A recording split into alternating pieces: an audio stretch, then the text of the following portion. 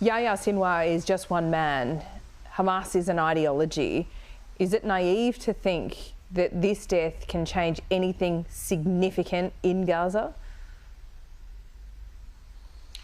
What we have certainly seen is that many of the terrorist leaders in Hamas and Hezbollah have been eliminated in recent times, and clearly that does have an impact on the capacity of those organisations. But there obviously needs to be a concerted effort as to what comes next in terms of how you provide stability and provide for the type of security guarantees that are necessary to secure a lasting peace. It's why we've been so critical of some of the naive statements from the Albanese government looking to have a premature approach to a two-state solution, when what is really necessary is the stabilisation of the Palestinian territories, the reform of the Palestinian Authority, security guarantees to be achieved so that Israelis and Palestinians alike can live with confidence next to one another that there will be peace and security, and of course difficult issues like agreed borders and rights of return to be settled as well.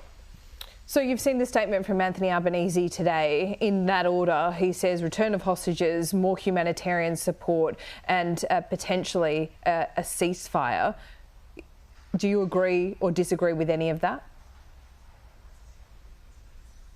Well, we would wish to see all of those things, but how they are achieved matters. So when it comes to a ceasefire, how it is achieved in a manner that doesn't enable Hamas to rearm and regroup, and even with the death of Yahya Sinwar, we see it occurred in a situation where Israeli soldiers were confronting Hamas fighters, armed Hamas fighters still active in Gaza, demonstrating the existing and remaining capabilities of that terrorist organisation. And so the desire to remove that is a genuine one and an understandable one from Israel, and how that is achieved is important, and it's why Hamas should release hostages, should surrender the terrorist infrastructure for the sake of the Palestinian people as much as anyone else, to bring about a ceasefire and to achieve those changes.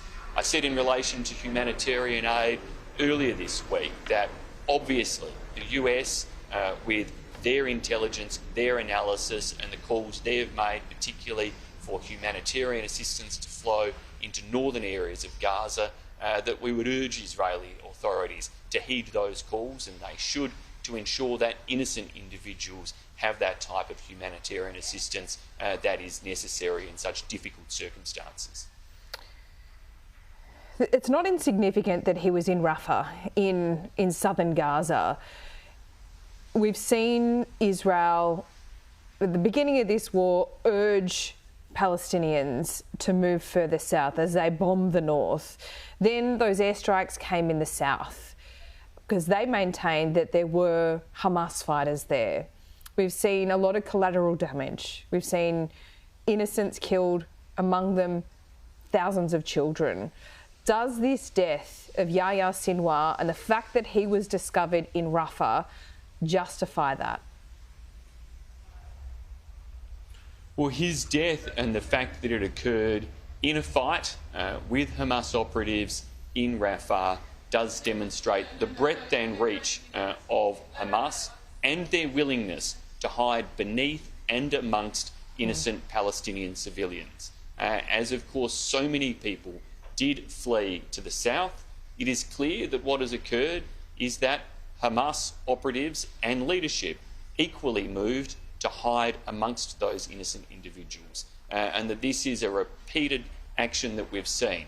We shouldn't forget that Hamas's underground network in Gaza is vast, estimated to be bigger than the New York subway system, estimated to go down in instances some 6 stories below the ground.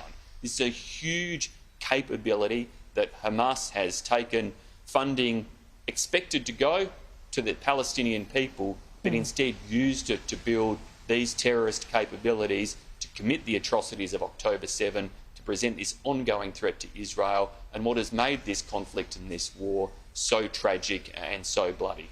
It has. Senator, thank you so much for your time as always. We'll see you next week. Thanks, LJ. Cheers.